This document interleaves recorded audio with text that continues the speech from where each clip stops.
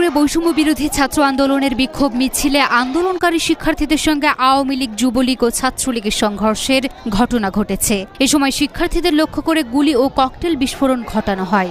জানা গেছে, শনিবার দুপুরে শহরের নতুন বাইপাস মোড় থেকে বিক্ষোভ মিছিল নিয়ে শেখ হাসিনা মেডিকেল কলেজ হয়ে মির্জা আজম চত্বরে অবস্থান নেন আন্দোলনরত শিক্ষার্থীরা। এতে জামালপুর দেওয়ানগঞ্জ ও জামালপুর মাদারগঞ্জ আঞ্চলিক মহাসড়কে প্রায় 1.5 ঘণ্টা যান চলাচল বন্ধ থাকে। বিক্ষোভ মিছিলে শিক্ষার্থীরা আমার ভাই কবরে, খুনি কেন বাহিরে, দিয়েছি তো রক্ত, আরো দেব রক্ত, রক্তের বন্যায় ভেসে যাবে অন্যায়, লেগেছে রে লেগেছে, রক্তে আগুন লেগেছে, justice justice, we want justice ইত্যাদি স্লোগান দিতে থাকে।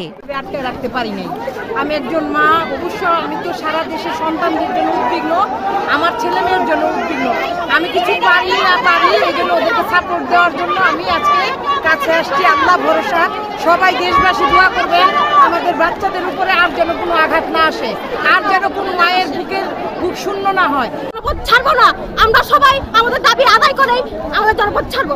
হয় আমাদের ছাত্র ভাইদের মুক্তি দেন, নয়তো আমাদের যারা ছাত্র আছি, ছাত্রী আছি, তাদের সবাইকে জেলের ভিতরে ঢুকাই।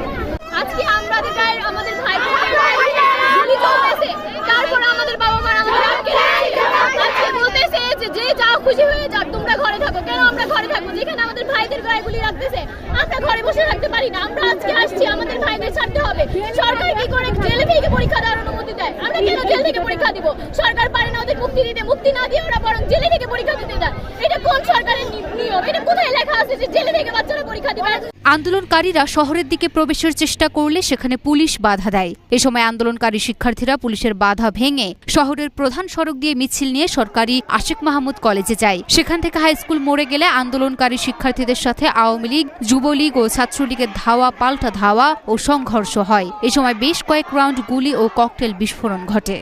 আন্দোলনকারী শিক্ষার্থীরা ছত্রভঙ্গ হয়ে শহরের বিভিন্ন বাসাবাড়িতে আশ্রয় নেন। তবে বিকেল 4টার দিকে বিভিন্ন মোড়ে অবস্থান নেন ছাত্রলীগ, যুবলীগ, স্বেচ্ছাসেবক লীগ সহ আওয়ামী লীগের নেতাকর্মীরা।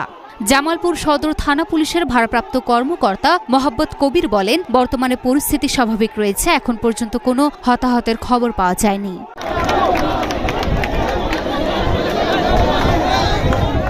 Luna Afroz, Nipa, Dhaka post.